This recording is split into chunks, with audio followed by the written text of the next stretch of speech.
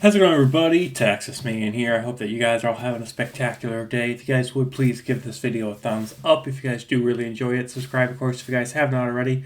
Also, do me the biggest favor of all, make sure you guys hit the bell notification button so you guys don't miss out on future videos or streams here on the channel. And as always, we're going to be talking positives and negatives, talking about a new movie here in 2023, Godzilla Minus One. First of all, I have seen the movie. It's about 2 hours long. And why is it called Godzilla Minus One?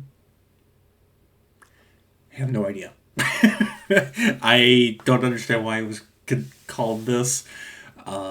It minus one means like nothing.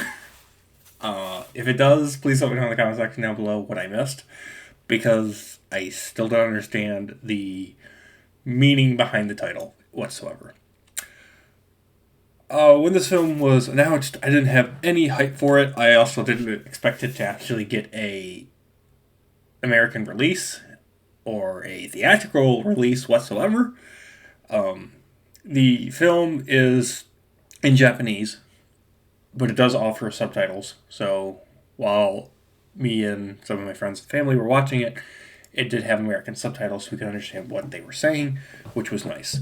So depending on where you live to see this movie, it should offer subtitles so you can understand what is being said by the Japanese characters. I didn't have any hype for this film whatsoever. Zero, because I saw the trailer and I'm just like, okay, so it's another Godzilla movie where Godzilla is evil and he's attacking Japan. And Japan needs to kill him before Godzilla destroys Tokyo. Oh no, there goes Tokyo. Da, da, da, da, da.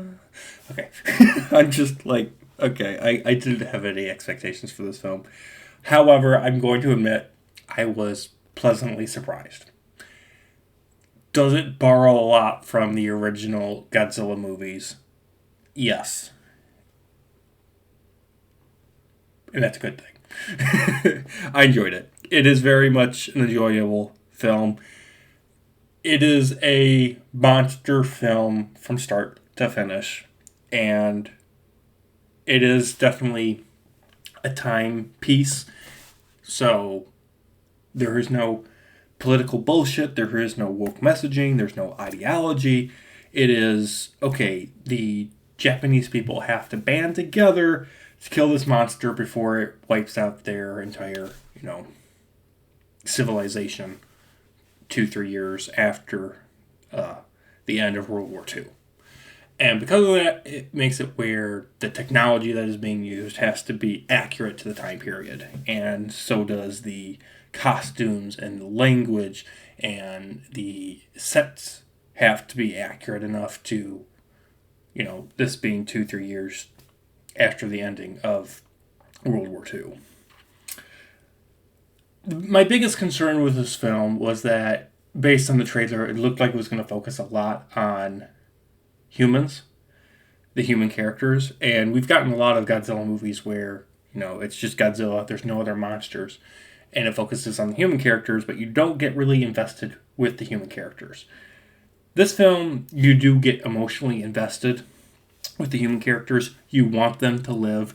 You want them to be able to survive the cataclysmic events that transpire during the movie.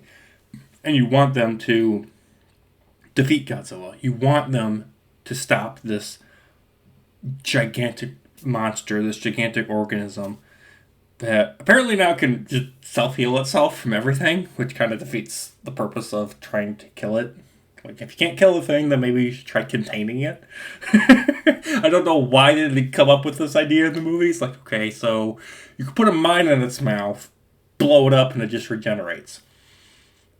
I don't think you're going to be able to kill this thing. You need to find somewhere, somehow, to contain it. Whether it's shooting it to the moon, or putting it in some sort of prison.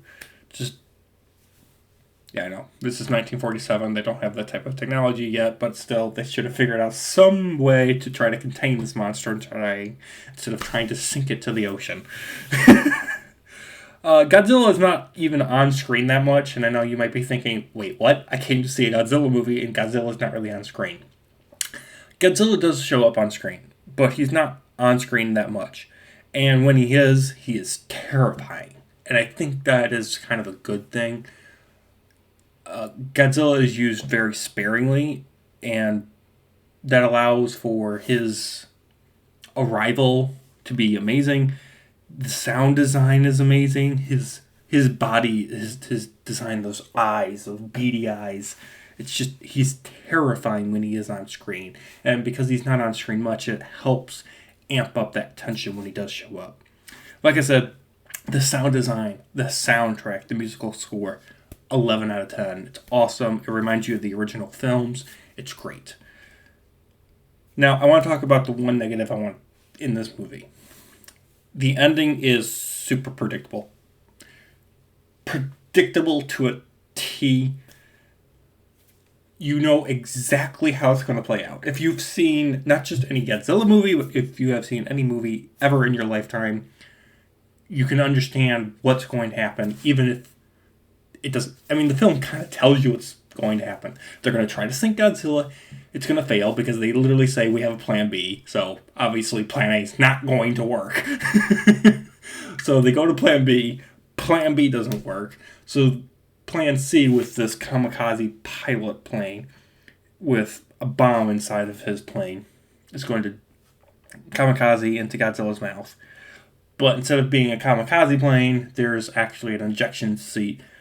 And the film kind of hints that it's going to happen, that there's going to be an ejection seat so the pilot doesn't die.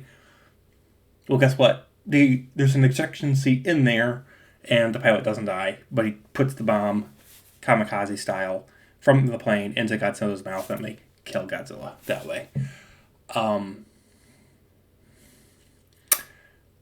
So, you know all of that's going to happen. Also, I'm also slightly confused towards the end of the movie. I mean, the bomb literally blows Godzilla's brains out. It blows up his head. His head is shattered into a million pieces, and then the rest of his body just goes like crumbling supernova. So how his regeneration works is never explained in the movie either. I mean, he doesn't have a brain. His head is completely obliterated, and his body is literally